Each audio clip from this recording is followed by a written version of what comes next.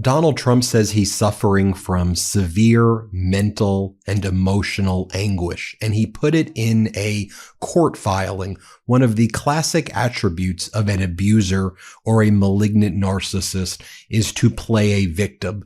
And when Donald Trump sues in his personal capacity, he often cites his own personal mental suffering and emotional distress as a basis for his damage claim. When he sues the Pulitzer board, or when he sues CBS and 60 Minutes, which is owned by Paramount, he claims that their actions are causing him torture, that he's feeling suffering, that he feels abused. Meanwhile, we all know that Donald Trump is the felon, the sexual abuser, the fraud, the bankrupter, and he's inflicting real-world suffering on the American people. But this is part of the qualities of an abuser like Donald Trump and a malignant narcissist. I want to show you, not just by giving you a buzzy headline, but by going into the court documents and the filing, Donald Trump this week, yesterday, saying that he suffers mental anguish because he watched a 60 Minutes interview that had former Vice President Harris on, and he didn't like what she said. And even though he was too scared to do an interview himself, he thinks the way that CBS and 60 Minutes edited the piece with former Vice President Kamala Harris from October 2024 tortured him. It was mental suffering. He couldn't handle it. And folks, if he's putting this in a public court filing, that the 60 Minutes interview with former Vice President Kamala Harris causes him mental torture and personal suffering such that he thinks he deserves $20 billion, let me posit that this individual should not be made the United States president. This individual is not equipped to lead anything. And for all of the Fox and right-wing media calling that behavior alpha, really? Let's take a look at the court filings. I could show you how the rest of the world is viewing this, and I'll show you that in a moment as well. But let's just take a look at the court filing. So the filing I want to show you is Donald Trump's opposition to a motion to dismiss filed by Paramount and CBS Interactive. Now, hat tip to, I guess, the lawyers here for filing the motion to dismiss, but Paramount and CBS want to cave and capitulate as part of a merger that Paramount desperately wants to do with Skydance for billions of dollars. But that's a whole separate story that we've covered on the Midas Touch Network. But I'm going to read for you now portions of Donald Trump's opposition to the motion to dismiss his case, because the CBS lawyers are arguing, what's his damage? He's claiming $20 billion. What's he even alleging? This case shouldn't go to a jury. This is just a BS case. He's claiming he's emotionally damaged. And Donald Trump goes, yeah, I'm emotionally damaged. I'm a very emotionally fragile guy. This is what Trump says. Look right here. Let's get into page 25. And here's what it says. It goes, finally, plaintiff's reliance, plaintiff is Donald Trump, and damages are more fulsomely discussed with respect to plaintiff's injury in fact. As noted, plaintiffs relied both on defendant's false and misleading advertisement, talking about the 60 Minutes interview with Vice President Kamala Harris, as well as their deceptively edited conduct, leading both to pecuniary damages, meaning money, and for President Trump, damage to his campaign, as well as mental anguish and confusion as to the truth of the matters asserted by defendants. Mental anguish and confusion.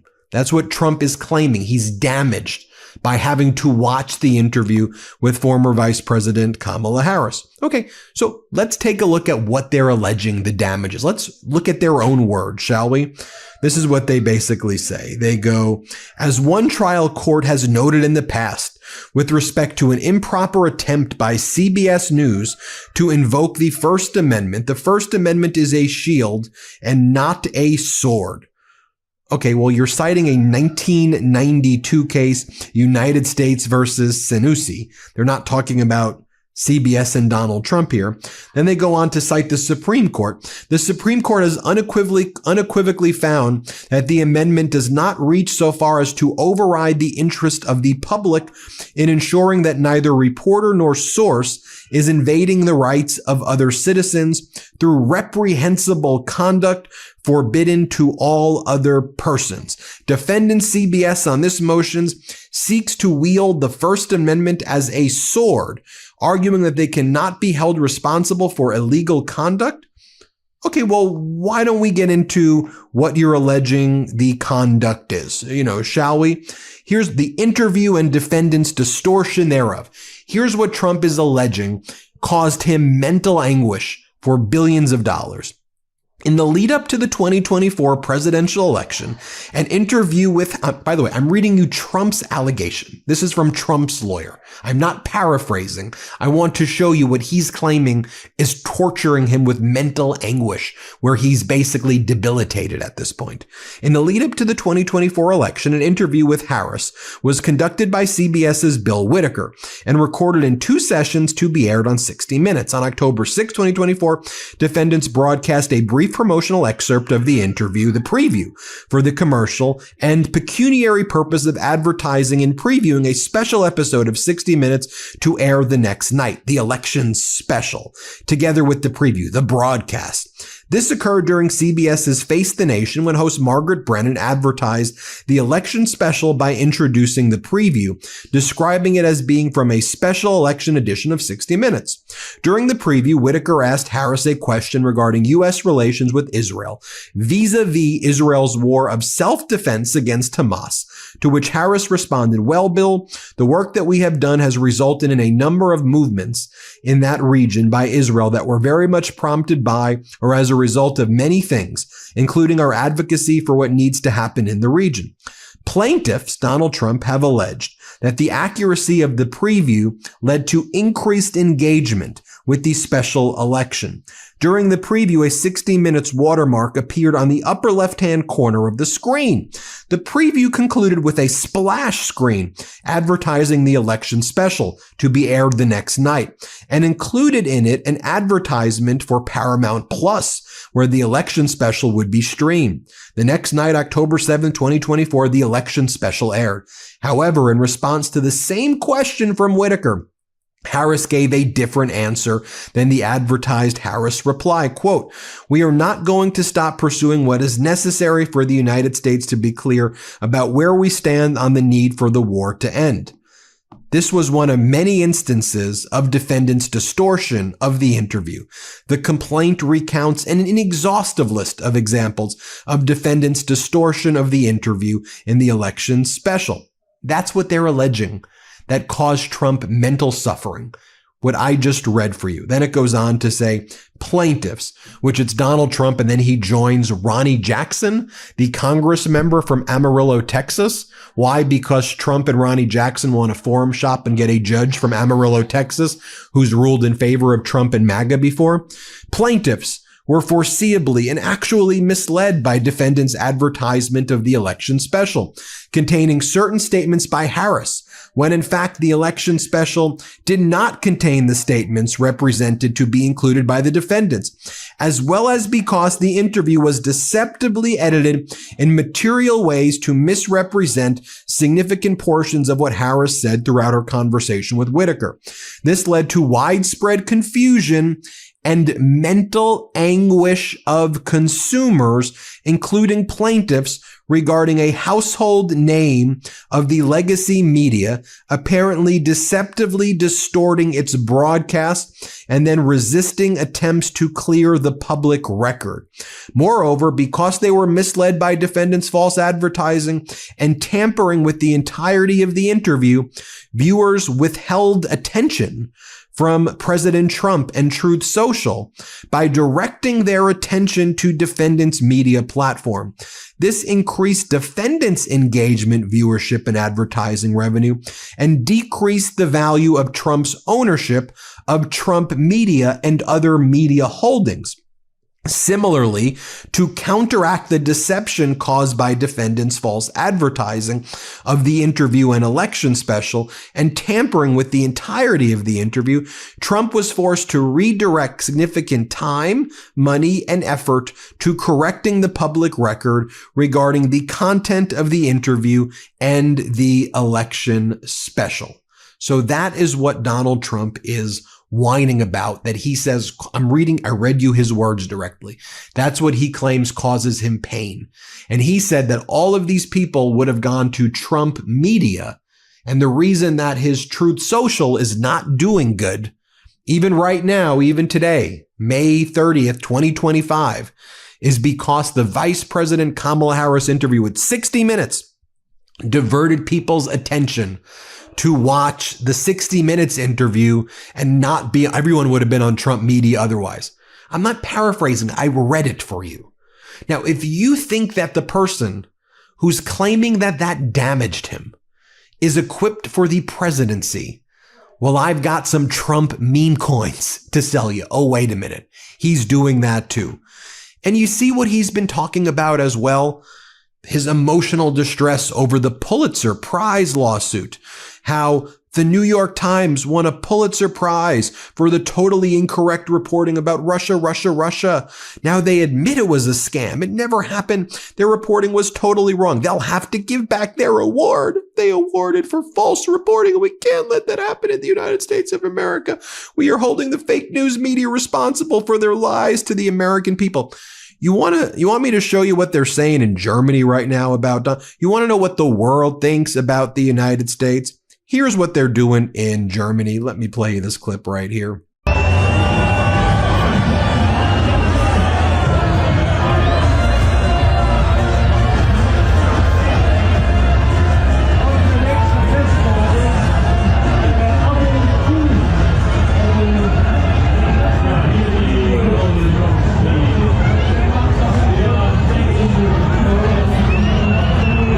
And now, folks, we made a video at the Midas Touch Network about Donald Trump's malignant narcissism.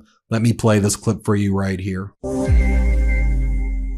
We will be creating so much electricity that you'll be saying, please, please, President, we don't want any more electricity. We can't stand it. You'll be begging me, no more electricity, sir. Is someone you're thinking of hiring promising things that sound too good to be true? I could stop wars with a telephone call. Do their facts and figures not add up? Actually, beyond a number of 100%. It's a much higher number than that, but... Does the candidate seem self-absorbed? People have come up to me and they say, Sir, thank you. Sir, thank you. Sir, I want to thank you. You've made me a hero to my wife and to my family. In all likelihood, you've encountered the malignant narcissist. Malignant narcissism is a severe personality disorder that pairs the self-absorbed behavior of narcissists with the unfeeling manipulation of sociopaths. Unlike those who simply enjoy recognition from their peers, the malignant narcissist is driven by a desire to dominate for personal gain. And there are red flags you can look out for. Like, do they have an unrealistic view of their own importance? I have been the best president for the black population since Abraham Lincoln. Do they only regard other people as tools for personal gain? I don't care about you. I just want your vote. I don't care. Do they lack empathy, even for children? Actually, I was only kidding. You can get the baby out of here. I think she really believed me that I love having a baby crying while I'm speaking. Do they speak with an excessive use of superlatives? Who are the best and who are the worst? Best, the worst, biggest, lowest, best. I find it to be about the worst. If the candidate you're interviewing exhibits some or all of these red flags, trust your instincts and show them the door. Your organization deserves an employee that can lead with integrity and respect. Stay vigilant. Look for the red flags.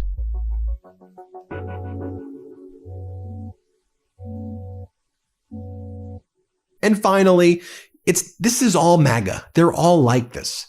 They all play the victim. I'm a victim. Oh, my job is so hard. Here is Dan Bongino, Donald Trump's tough FBI director, deputy FBI director, whining about how hard his job is. This is so sad for him. Here, play this clip. I gave up everything for this. I mean, my wife is struggling. I'm not a victim. I'm not Jim Comey. It's fine. I did this and I'm proud I did it. But if you think we're there for tea and crumpets, well, I mean, Cash is there all day. We share it. Our offices are linked. He turns on the faucet. I hear it. He's there he gets in like 6 o'clock in the morning. He doesn't leave till 7 at night. You know, I'm in there at 7:30 in the morning. He uses the gym. I work out in my apartment, but I stare at these four walls all day in DC, you know, by myself, divorced from my wife, not divorced, but I mean, separated, divorced. And it's hard. I mean, you know, we love each other and it's hard to be apart. But you're doing some great work. You're straightening out the FBI, you're moving buildings. There's a lot of change. They're all suffering. Everyone is suffering. No, you want to know who's really suffering? The American people who can't afford rent, who can't afford housing. You're taking away people's Medicare and Medicaid. You're taking away people's food stamps. You're taking away people's livelihoods. You're destroying people's lives. That's who's suffering, not you. Because of Vice President Kamala Harris's interview, you pathetic, vile piece of trash. You really are, Donald, a pathetic, vile piece of trash. Weak, pathetic person, you. Well, hit subscribe. Let's get to 5 million subscribers. The truth.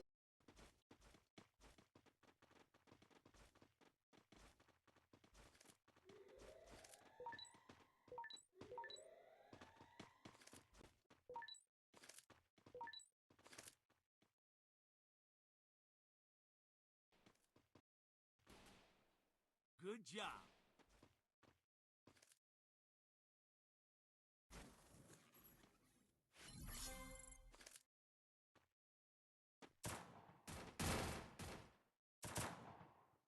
Help me!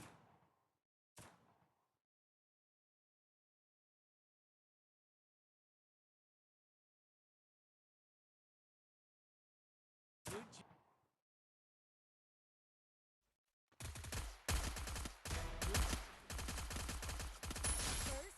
Help me! Good job. Help me! Thanks.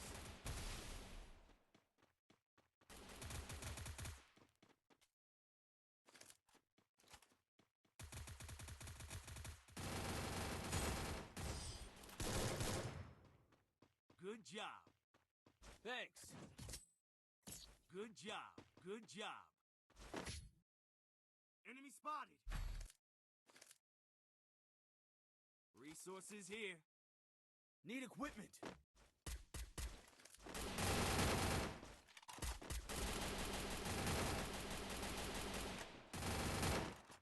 Good job.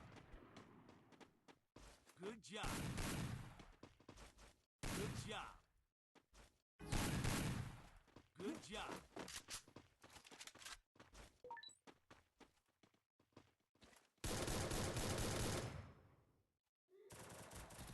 Help me!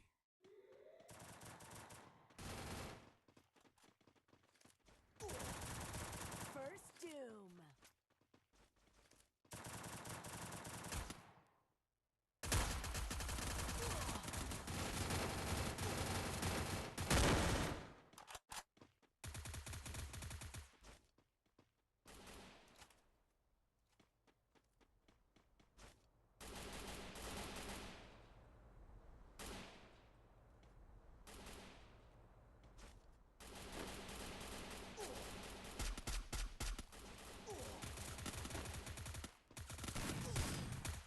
Good job.